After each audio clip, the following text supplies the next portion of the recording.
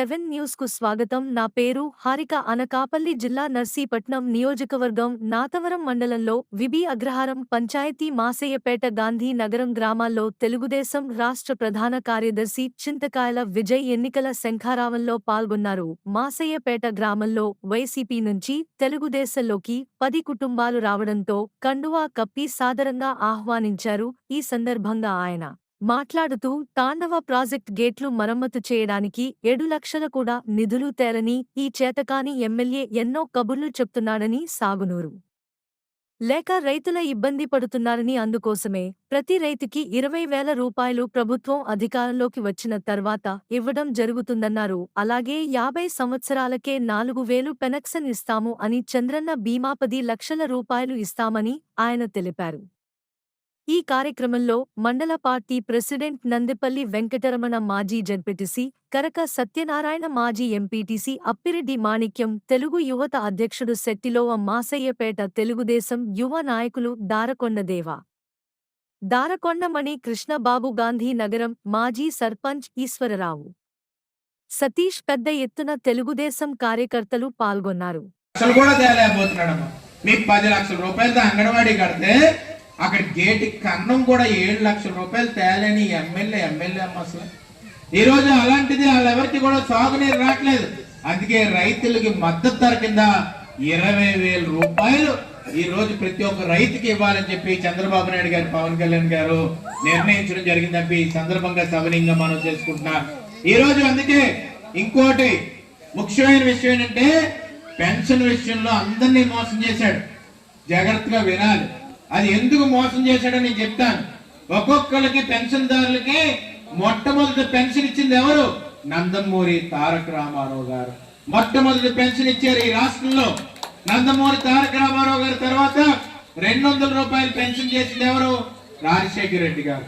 200 నుంచి 2,000 రూపాయలు చేసింది చంద్రబాబు నాయుడు గారు అనేది మనం గుర్తుపెట్టుకోవాల్సిన అవసరం ఎంతైనా ఉంది. 2,000 తర్వాత 3,000 చేస్తారని చంద్రబాబు నాయుడు గారు చెప్తే ఈ జగన్మోహన్ రెడ్డి గారు ఏమన్నారంటే 3,000 నేను కూడా చేసేస్తానన్నాడు. మీరందరూ నమ్మారు. కానీ 3,000 ఒకటో సంవత్సరం ఇచ్చాడమ్మా, గెలిచిన తర్వాత ఇవ్వలేదు.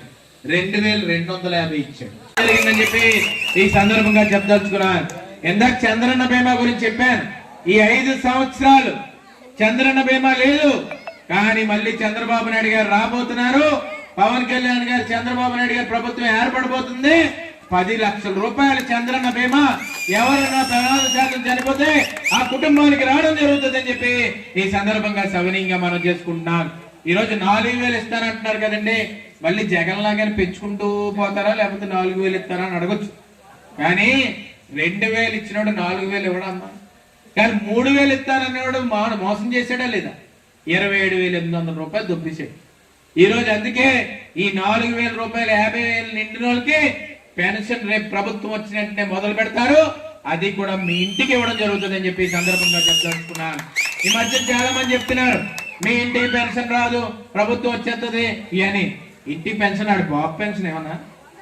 మీ పెన్షన్ మీ ఇంటికి ప్రభుత్వ ఉద్యోగస్తులు వచ్చేస్తారు. వాళ్ళెవరు చెప్పడానికి? వీళ్ళు ఎవరు? సీఎమ్మా పిఎమ్మా? వీళ్ళు ప్రభుత్వం చెప్పింది పని చేయాలంతే.